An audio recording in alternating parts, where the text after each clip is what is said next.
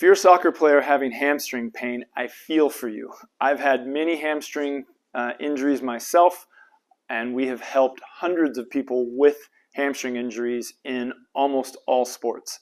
So I understand it well, and let's dive into how we would assess that. With that solid diagnosis, we develop a treatment plan customized to you based on what we found on your exam. I can already tell you the majority of what we'll be doing is soft tissue work, namely active release technique, depending on what stage of healing you're in. In the initial stages, mostly it's just get the inflammation down and get things calmed down and release the tissues above and below where the injury is so that we're not creating increased inflammation and irritation at the injury site.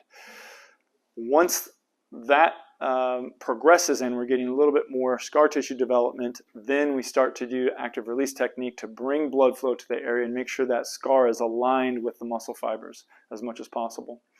So treatment will consist of soft tissue work, of course, as well as chiropractic manipulation to make sure that the joints are moving well so that there's not extra stress in one area versus another.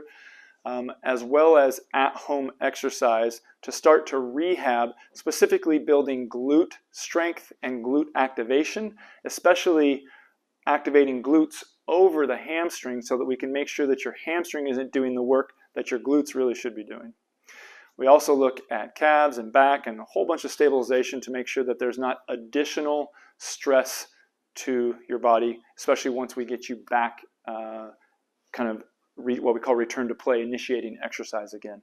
So those are a lot of the in-home things that we will do. Your at-home work, your homework will essentially be stretching what's tight, strengthening what's weak, and appropriately strengthening, because a lot of athletes want to get back yesterday, which I don't blame you, but we've got to very carefully increase the stress level so that we don't overburden your hamstring and actually delay your healing. So that's how we would treat you, and look forward to getting you better. The first thing we would do to assess you with your hamstring injury is to check for range of motion. Really the simplest thing. So we would check forward bending, back bending, and we would see how much of this is related to your thigh versus hip versus back. I can tell you a few examples of patients who thought they had a hamstring strain, even got MRIs, and it showed nothing. And what really it came down to is they were having a disc problem in their back that was referring pain into their hamstring, which caused a little bit of a spasm.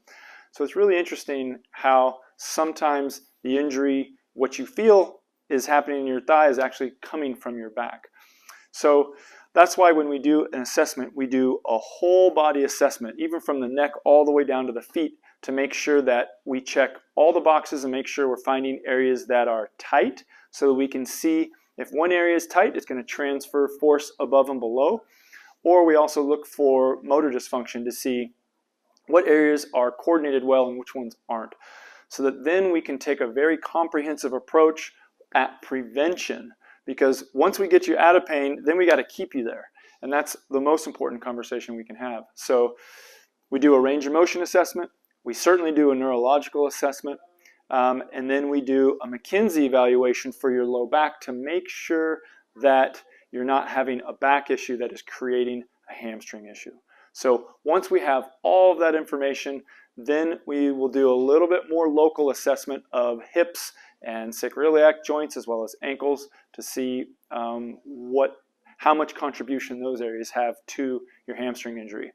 And sometimes with a hamstring injury, because I coach track, I'll even watch video to see how you sprint or how you accelerate, to see if you are doing something called casting, where you're basically overusing your hamstrings during the sprinting motion. So with all of that, then I'll come together and make a solid diagnosis, and then we can develop a treatment plan after that.